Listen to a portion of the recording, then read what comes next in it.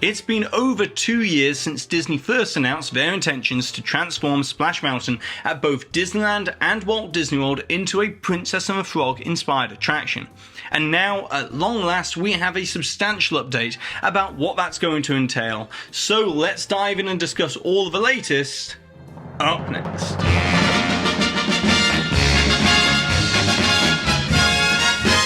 Hi there Waltoneers, I'm Jack and this is DSY Newscast, and be sure to go ahead and subscribe down below if you're new to the channel, so therefore you receive more in-depth news videos like this one today. And with all of that being said, let's get straight into it. So in the 2 years that's passed since the initial announcement on June 25th, 2020, Disney has been relatively quiet about new details for this project, even to the point where many were questioning whether Disney still intended to complete the retheme at both Disneyland and Walt Disney World. But that's all changed today, as Disney has hosted a panel titled Tiana Reimagined at the Essence Festival of Culture in New Orleans. And we have brand new details, with the first being that we now have the official name for this reimagined attraction, as it will be known as Tiana's Bayou Adventure. And then secondly, and more importantly, we have the opening time frame, as it's scheduled to be complete and ready to open at both Disneyland and Walt Disney World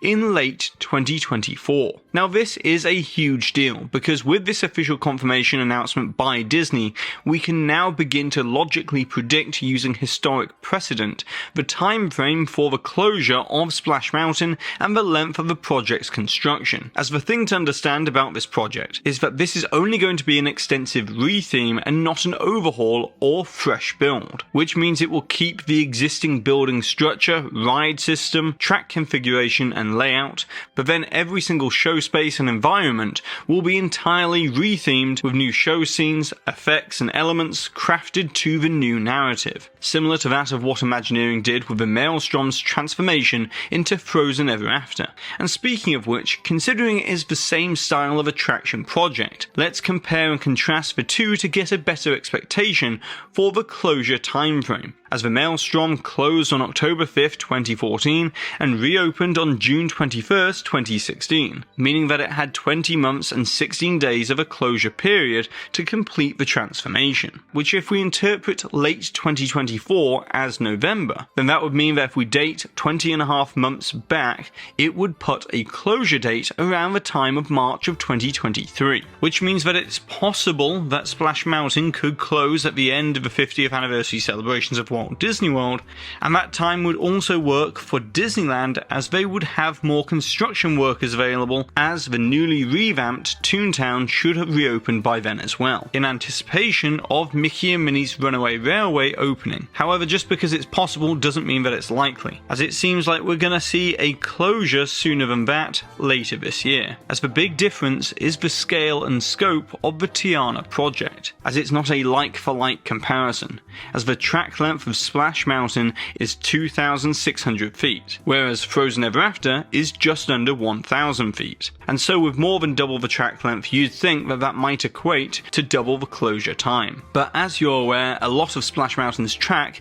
has lightly themed show space in outdoor sections, and taking into account some cosmetic changes, it shouldn't require double the amount of time. Although, I would say that it will likely be way before March of 2023, as from what I've heard it looks likely to be the end of this year at the latest, which is typically when Splash Mountain closes for refurbishment during the coldest months of the year anyway. But then we come to the other element at play here, which needs to be taken into consideration, especially for Walt Disney World, as if Splash Mountain isn't going to be open, that is where Tron's rumoured opening may help, as the Tron Light Cycle Run roller coaster should be complete and ready to open by October, and so that would mean that the 1,500 to 1,800 guests that experience Splash Mountain every hour would then be able to go over and enjoy Tron instead, as that can handle around 1,700 guests per hour. But of course, all of this is just logical conjecture because we don't have the official closing date at the time of this recording. Although apparently Disney is set to give people a couple of months warning so they can go ride Splash Mountain one last time. And then we come to some other tidbits, such as this being the new updated costume for Princess Tiana, which will be featured within the attraction. And although it hasn't been confirmed by Disney as of yet, I have it on good authority that work is well underway on on the animatronics of Tiana and Naveen. And for Louis the Alligator, who's supposedly going to carry most of the attraction narrative, it's entirely possible that they may be reskinning and reusing the Brer Bear animatronic figures, as that is a common practice within Imagineering. And in terms of the music, Disney has stated that it will be using original songs inspired by the movie soundtrack. And so what I'm interpreting that to mean is a change up of the lyrics to make it match the story of the ride a little bit better. Like perhaps we're going to be diving a little bit deeper instead of digging a little bit deeper on the various drops. Although I would say that the Are You Ready section from Friends on the Other Side is already perfect as it is for the lift hill segment, which would then build tension for the 52-foot plunge below. And lastly for today, I'm guessing you all want to talk about it in the comments, so I just want to give my thoughts on the official name. And to be honest, I don't think it's terrible, but I am a little bit disappointed that it is such a bland name for an attraction that is going to have such huge significance, marking a milestone as the first ride to be centered around a black princess. And secondly, I feel that for the amount of imagination and hard work that goes into these projects by Imagineering, to then only slap a generic name on at the end seems to me to be lacking the originality to match the creativity of the project. And I know some may say it's only a name, and it's true, it is only a name, but an attraction name does do an awful lot of indirect messaging to the guest, as codified within the name is the expectation of thrill and suitability level, as Tiana's Bayou Adventure follows the Fantasyland naming convention, which makes it sound like another princess attraction that all ages are able to enjoy. But as we know, Splash Mountain has a height requirement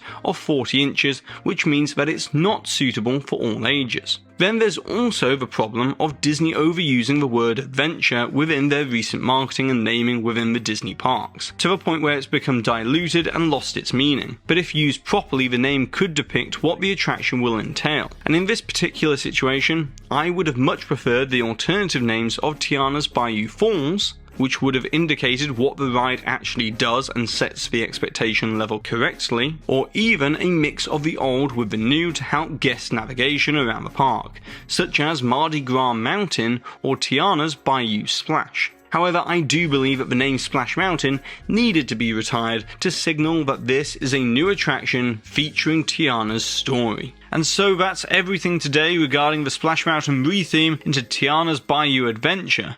But stay tuned to the channel, as I'll be back with more updates as and when we get new details. But now, it's over to you, the Waltoniers. I would like to know, what are your thoughts and opinions about this latest update regarding Splash Mountain transforming into a Princess and the Frog inspired attraction? And also, what would you like to see within this Princess and the Frog retheme? And also, if you could have updated Splash Mountain in a different way, then what would it have been and why? And if you find these in-depth news videos useful, then give this video a massive thumbs up, as it really does help this channel out. Share this video with a friend. And with all of that being said, I've been Jack, you've been you, and I'll see you real soon.